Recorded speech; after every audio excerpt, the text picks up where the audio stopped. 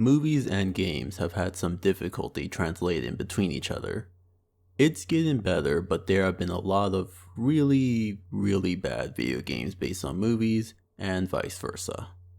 There have been exceptions to this, such as King Kong, Spider-Man 2, and the subject of this video, The Warriors.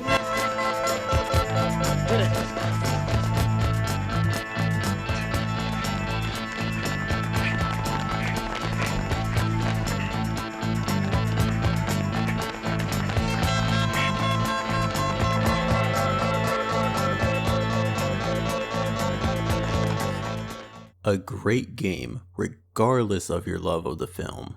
I originally played it before watching the movie myself. Based on the 1979 cult classic of the same name, developed and published by Rockstar, who sadly haven't made a game since. Trust me, I binged it, and Bing don't lie. Bing, the #1 trusted source of information.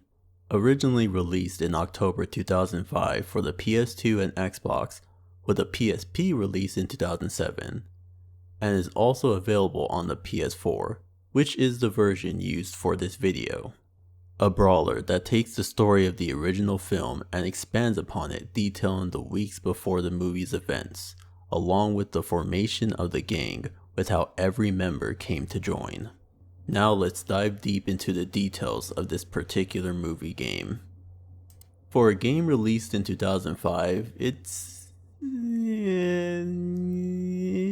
good. It's okay, you know? Obviously it's not going to hold up perfectly because it went for a more realistic art style. You can see the actors were captured as accurately as you can ask for at the time. There are some cool touches like some recreated attacks from the movie. Way too easy!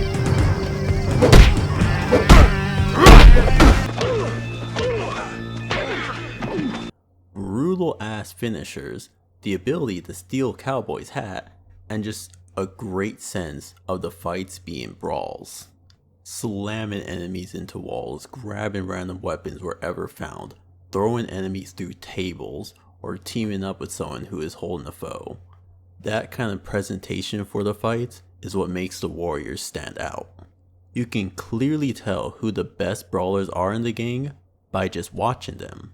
Cleon fights with complete brutality and seems more fluid in his attacks, while Remrat has to use spray paint in order to help him, like in the movie.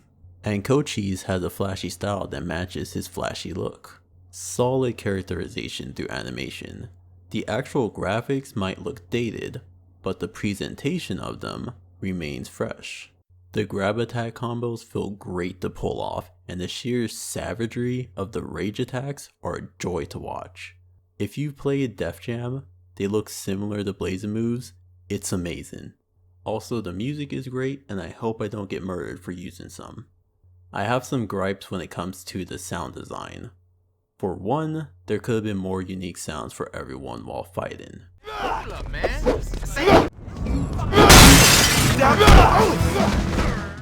Every character suddenly sounds the same when it comes to combat, so you'll hear the same grunts from whoever you're controlling. It's pretty weird.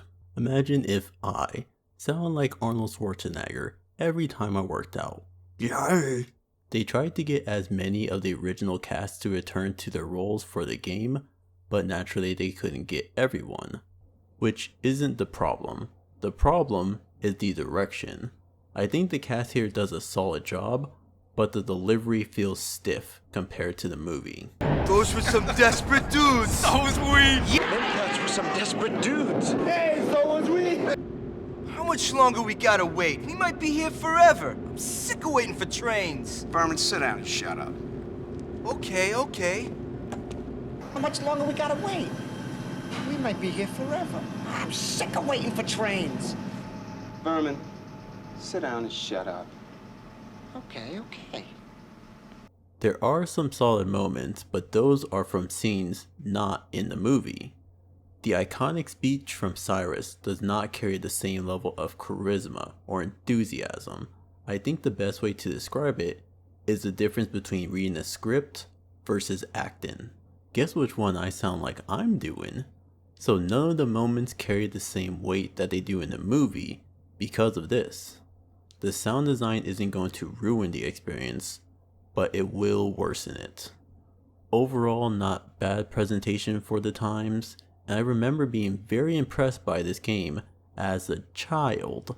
And we have to remember that this is Rockstar, a small studio that didn't develop or publish many games, with their biggest hit as a publisher being Austin Powers, Welcome to My Underground Lair for the Game Boy Color. It's wild that this company got to make the Warriors game. Translating from film to games is a unique challenge, as you have to match the visual look of the film while having gameplay that matches the action on screen.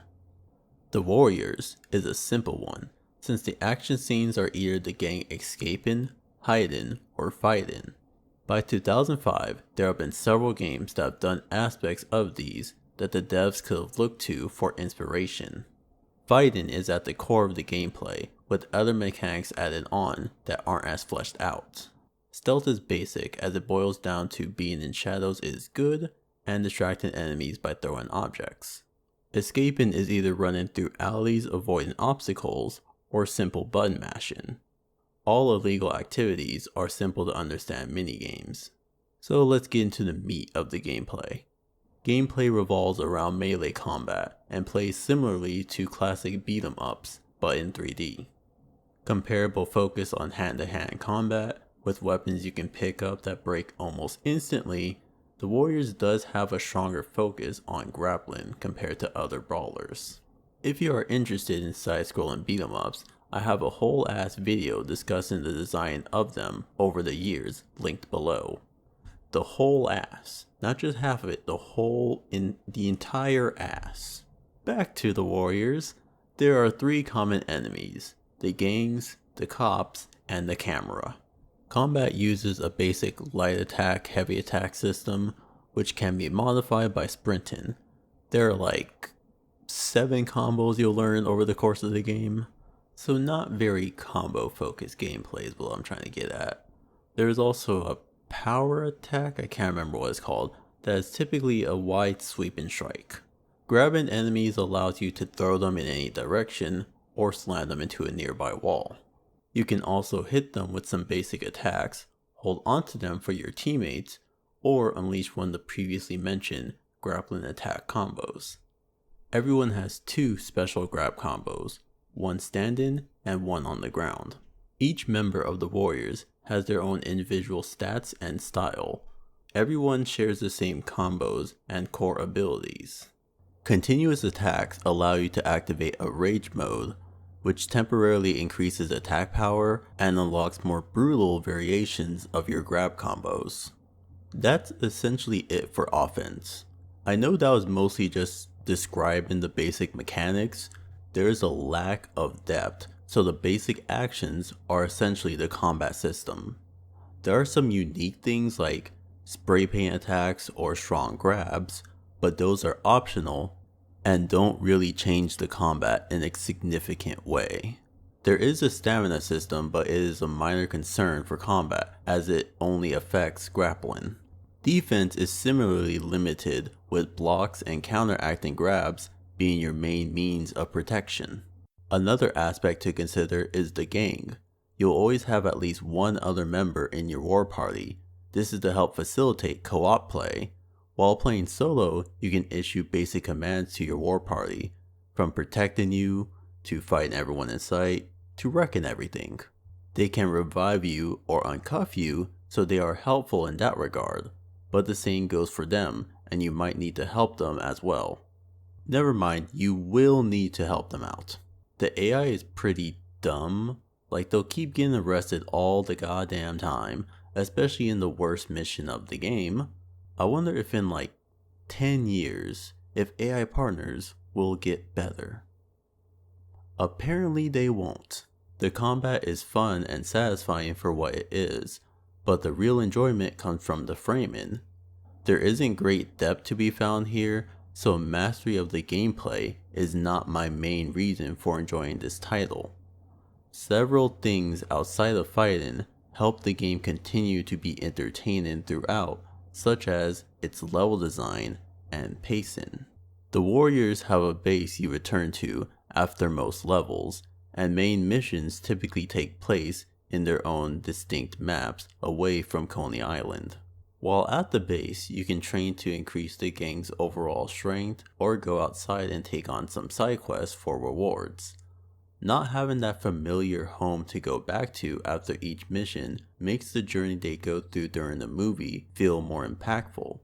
The gang and the player both lose this familiar location while having to go through several levels before getting back here.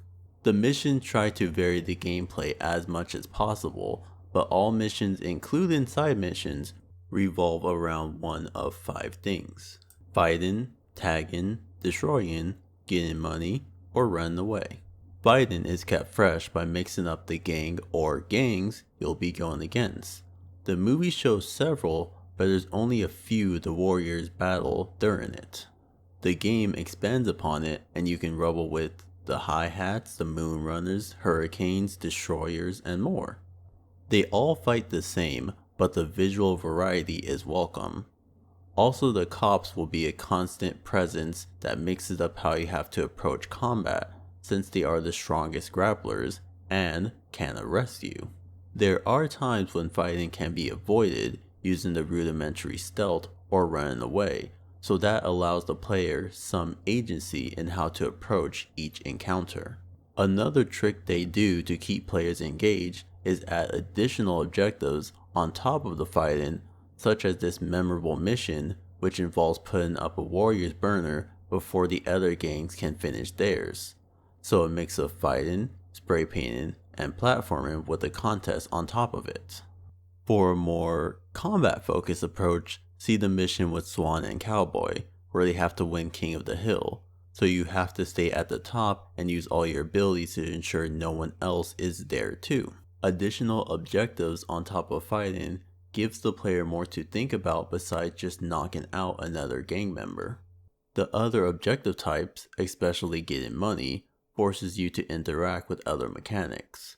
Robbing, stealing, mugging are all means of acquiring cash and are illegal. Just in case you didn't know that, sometimes civilians or scouts will try to call the cops or the local gang members on you if you don't stop them in time. Robbing stores gives the biggest reward, but will always set off alarms, sending several cops to your position. So the decision becomes hide or fight.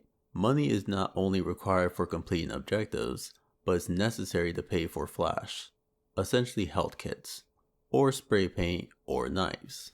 The devs knew the combat didn't have much depth, so they added variety where they could and paced it out. Impressive for a development team that I have to remind you was only like 5 to 10 people. The spray painting and stealth aren't great, but they can be used well to change up what is happening, with the running sections being used when the warriors are severely outnumbered. It's nice that getting caught doesn't instantly fail some of them, and you have the chance to fight your way out of it. With these levels being essentially mini open worlds, the devs added in hidden optional objectives to complete. These objectives fall within the same 5 gameplay types said earlier, but mostly they seem to involve finding and tagging a W all over the gang's turf. I like objectives like destroying a car or fighting additional enemies more. The tagging ones are basically just scavenger hunts for a symbol while using some awkward platforming to reach them. This just drags down the pace if you're like me and have to hunt down each and every one and not sure when it's safe to continue in fear of missing one. Because sometimes you have to progress in the mission to access all of them and have no idea beforehand.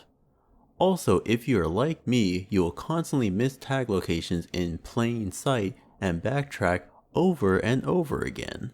Also, if you are like me, you will suck at this spray paint minigame thing and run out of paint, requiring you to go get more, leading you to having to find ways to get cash while missing easy spray paint right in fucking front of you. Also, if you are like me, you will hate that it uses an entire goddamn motherfucking spray ball to spray a little fucking centimeter of a W, forcing you to go get more. That's a fucking centimeter of fucking spray paint, you cunt ass punk bitch. Why does it take a whole bottle? Also, if you're like me, you will not like these objectives. What you might like is the additional content. There are several missions detailing how the core group of warriors got initiated into the gang along with its original formation. A rumble mode letting you set up whatever brawls you want, fight against different gangs, or make your own, along with a few special configurations. And there is a full ass beat 'em up minigame you get for completing the story, which was actually a lot of fun. All of these nowadays would be in separate season passes along with $20 horse armor. Warning, there will be spoilers for the game and the movie, so go watch the movie and then play the game. Skip ahead to hear my final thoughts. The story of the film is a simple one. A meetup with the biggest gangs of the city is arranged by the Gramercy Rifts, and temporary peace has been negotiated. The Rifts' leader Cyrus gets shot and all hell breaks loose, and the warriors are blamed for his murder. The Warriors did it! The Warriors did it! The Warriors did it! For a majority of the film, no one in the Warriors is aware that they have been blamed, and all they are concerned with is getting back to their turf safely, believing that the truce has been broken. Also, there's a weird love story between Swan and a chick they low-key kidnapped. They get home safely with less members and more bruises, and get their name cleared. First ballot Hall of Shame bitch Luther, the man who actually shot Cyrus, gets his whole crew wrecked by the Rifts. That's a super simplified version of the movie story. Like I said at the beginning, the game's story doesn't just follow the events of the film. You get to see the warriors get into turf wars with rivals the Destroyers, fight against other rival gangs, and just get their name out there. I like that Cleon gets a chance to shine in the game, since he is killed off so quickly in the film.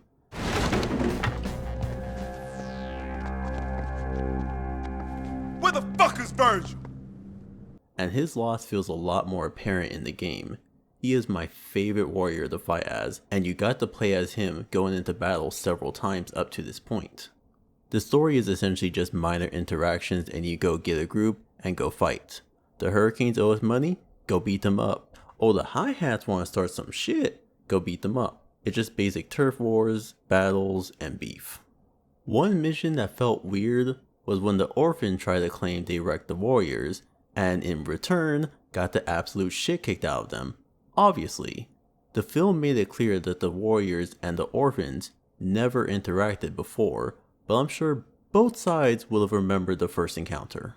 The game addresses this a little, so it's not an exact one-to-one recreation, but it makes the last section weird with the Molotov.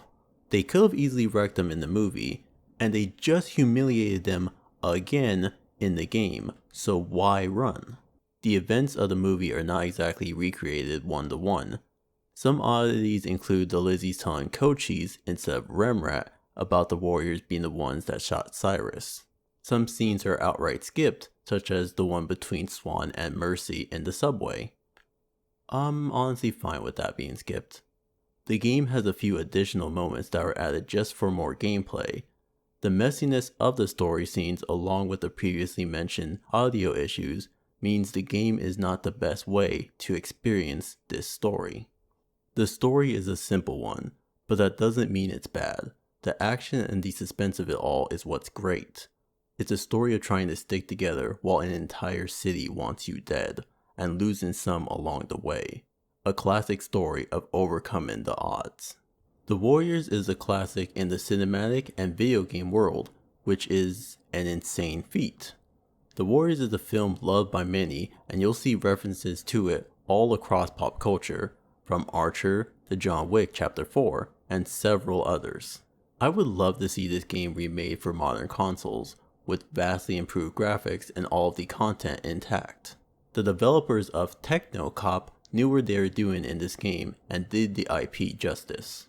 I'll drop the bit now. Obviously the game had several advantages over most movie games. Rockstar was pretty set financially, so they had the resources and time that typically wasn't allotted to most developers of movie games. so it's not a shocker why this one turned out as good as it did. If you've never played the game, the PS4 is the easiest method for doing so. This game is one of those experiences you don't get every day. Nothing feels the same way the Warriors does. If I want a 3D brawler, the closest I'll get is the Yakuza series, which funnily enough the first was released in 2005 in Japan. When I think of Rockstar, I think of the Warriors. It is my favorite game they have ever made, including the Red Dead games. This video was very personal for me, since The Warriors is one of my all-time favorite movies, and the game is similarly a beloved classic from my childhood. All I can say is, I hope I did them justice with this video. That's all for me. Thank you for watching my video, and instead of rickrolling people, send them this instead. It'll be way funnier. Like, subscribe, remember GTA 5 fucking sucks, bye.